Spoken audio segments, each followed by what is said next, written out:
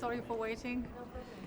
Okay, so maybe instead of initial monologue, can you ask some questions? Because after 7 meetings, I'm not very fluent.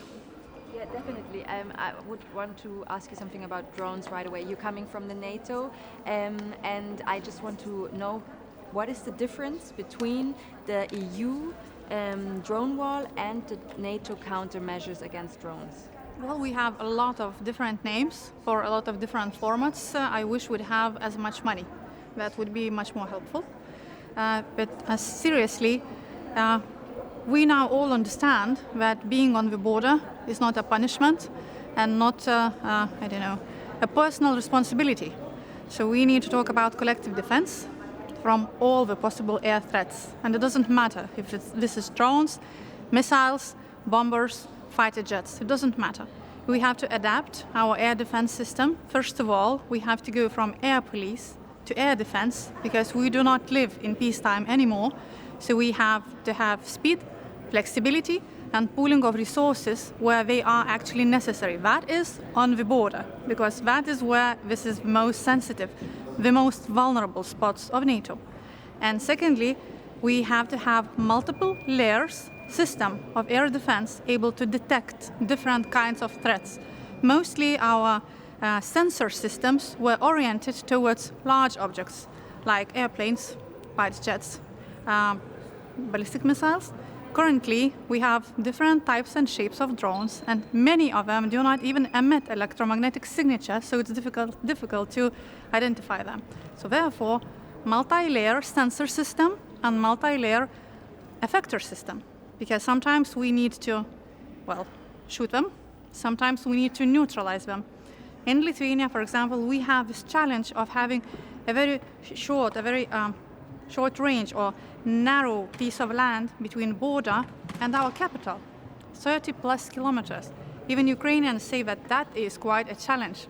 And you do not want to use certain guns over living quarters of people, because in certain cases, if you shoot certain types of bullets, when they drop down, they have the same velocity, they have the same speed and power, so that we can, kill people.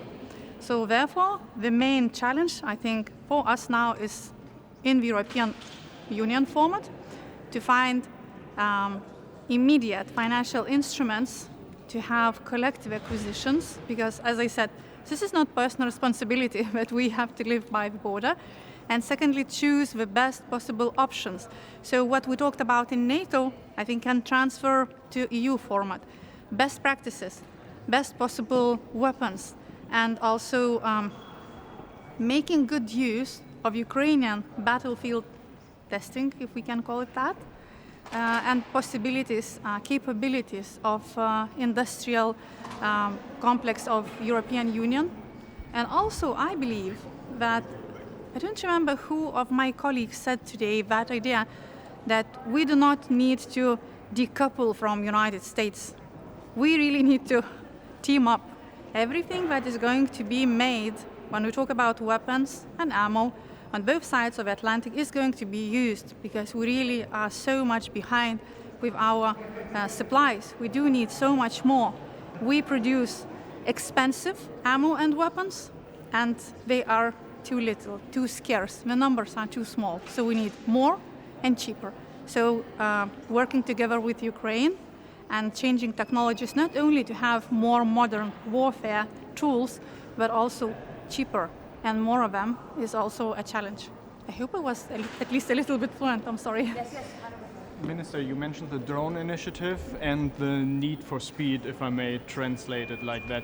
How optimistic are you that this initiative gets on the road in time, and what hurdles do you see in it? Well, personally, I think that Eastern Sentry is a very good format, which is sort of a transition from air police to air defense. And these specific formats like Eastern Flank Watch or Drone Wall, I think these are just titles that would allow us maybe to have a better common understanding what kind of weapons we need and how fast, and what financial mechanisms we could use. Because in general, we are talking about the same system, multi-layered sensor and effector system that has to be financed soon, that has to be collective, that has to employ the best practices that we have. I just came actually to Brussels from Sweden, where I talked to Swedish defense industry, the Swedish defense minister. They are also, I'd say, on a very good path of combining certain technologies that they already have and something that other countries are producing and making a good system out of all of that. Latvians and Estonians are also working on certain systems. Lithuanians with Ukrainians are working on certain systems. So what we talked in NATO, and I think that could transfer to EU, that sort of making a list of best solutions and then multiplying that would be also a good idea.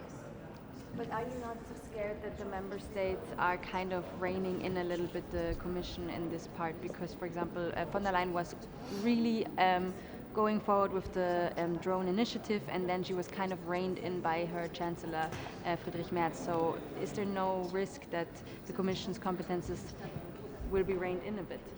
Well, I have talked to some of my colleagues and friends from different European countries, and some of them are not enthusiastic about drone wall.